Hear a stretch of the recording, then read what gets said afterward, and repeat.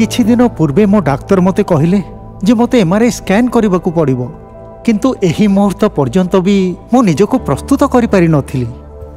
मो मनरे नाना प्रकारर चिंता आसीबाकू लागिला। मो बहुत विचलित अनुभव करुछि। माने मोर पूर्वर भी टेस्ट सब हेइछि, किंतु एइटा किछि अलग लागुछि। स्कैन विषय मु शुणी तो थिली, किंतु स्कैन रूम रो द्वार पाखरे पहुंचबा क्षणी सबू बदली जाए। रूम तो कौन सी साइंस फिक्शन फिल्म भली लगुछि। एकदम ठंडा और एकदम परिष्कार। और मशीन माने स्कैनर केते जे बड़ मु बुझी पारु नथिली। केउठाकू देखिबा कथा, कौन करिबा कथा। आउ ये पतलिया सुड़ंग देखी छाती रे टिके भय अनुभूत हेबाकू लागिला। डर और श्वासरुद्ध हेबार अनुभव। नमस्कार, आपण केमिति अछंती? नर्वस लागुछि?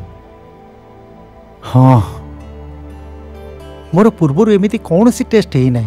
आउ एइटा केते रुंधी हेला भली लागुछि। मते यार प्रक्रिया भी जଣା नहीं।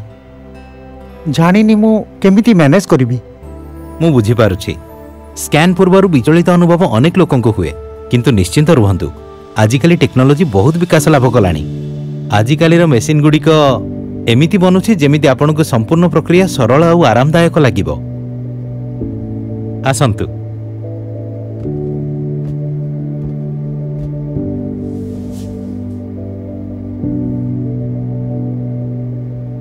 कौन आपनको एलर्जी किंबा शरीर रे मेटल इम्प्लांट्स अछि? ना, मोर कौनसी एलर्जी की मेटल इम्प्लांट्स नहीं। किंतु कौन मेटल इम्प्लांट्स थिबा पेशेंट मानकर स्कैन रे कौनसी समस्या हुए? एबे टेक्नोलोजी कारणरू समस्त बयस, आकार एवं सबु प्रकार रोगर पेशेंट मानक स्कैन संभव होई गलानी। मेटल इम्प्लांट्स वाला भी पेशेंट मानक खाली स्कैन पूर्वरु एही समस्त सूचना हमको जणाई देबा उचित। यह आपनकर सुरक्षा पाई।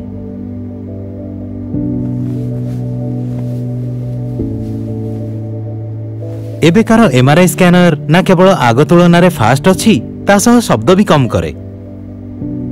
आपण को दीर्घ समय पर निश्वास रोकिबार आवश्यकता नहीं। आउ एबे किछि स्कैनर्स रे छाती एवं पेटरे बंधा जाउथिबा असुविधाजनक बेल्ट किंबा इलेक्ट्रोड भी मुक्ति मिलिबो। आउ स्कैन हेबा समय रे आपण निज मनपसंदर संगीत भी सुनी परिबे। टेक्नोलोजी जोगु नवजात शिशुंकठु आरंभ करी बेसी बयसर अत्यधिक असुस्थ और असहयोगी पेशेंट मानकर भी डायनामिक इमेजिंग एबे संभव ही पारुछि। मेसिन रे अधिक कॉम्पैक्ट बोर एवं उत्तम वेंटिलेशन एवं आलोक द्वारा श्वासरुद्धता कम हुए और कम शब्द जोगु रोगी को असुविधा कम हुए। कौन प्रत्येक स्कैन पूर्व कौन सी औषध किंबा केमिकल इंजेक्शन देबा जरूरी?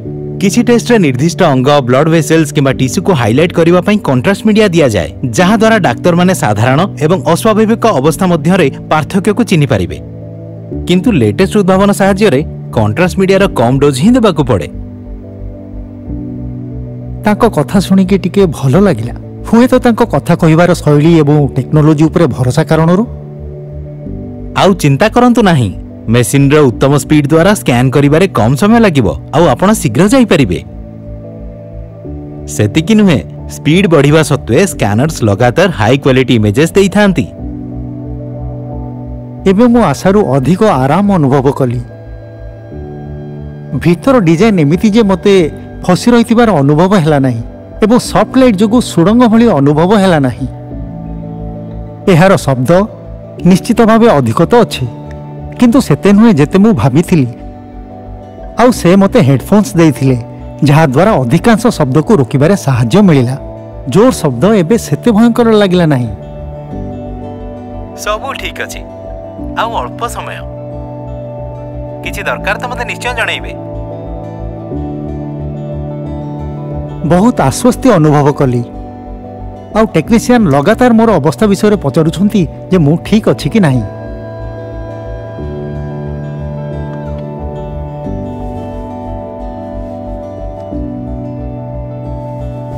देखिले एते कष्टकर नथिला ना, भलो रही गला। जदि पेशेंट शांत रहे तो टेक्नोलोजी रु भला और हाई क्वालिटी इमेजिंग मिले, जहा द्वारा डाक्टर सठिक रोग निर्णय करि पारंती। बोधे सबुठारु कष्टकर कथा थिला प्रथम थर पई सेही रूम रे प्रवेश करिबा। भीतर को जिबा और टेक्नोलोजी रो विकास को बुझिबा परे ମୋର ଭୟ କମିଗଲା। ଅବଶେଷରେ ସବୁକିଛି ଶୀଘ୍ର ଏବଂ ସହଜରେ ହେଇଗଲା। ଆସନ୍ତୁ। ବିଶ୍ୱାସ ହେଉନି କେତେ ଶୀଘ୍ର ହେଇଗଲା। ସତ କହିଲେ ମୁଁ ଯାହା ଭାବିଥିଲି ସେମିତି କିଛି ବି ନଥିଲା। ମୁଁ ଖାଲିଟାରେ ଡରୁଥିଲି, କିନ୍ତୁ ଏହା ସମ୍ପୂର୍ଣ୍ଣ ରୁଟିନ୍ ଥିଲା, ଏକ ନର୍ମାଲ ପ୍ରକ୍ରିୟାର ଅଂଶ। ମୁଁ ଆନନ୍ଦିତ ଯେ ମୁଁ ମୋ ଭୟକୁ ସାମ୍ନା କରିପାରିଲି। ମୋତେ କେବଳ ପ୍ରକ୍ରିୟାଟିକୁ ବୁଝିବାର ଥିଲା, କାରଣ ସୂଚନା ଅଛି ତ ସାନ୍ତ୍ୱନା ଅଛି।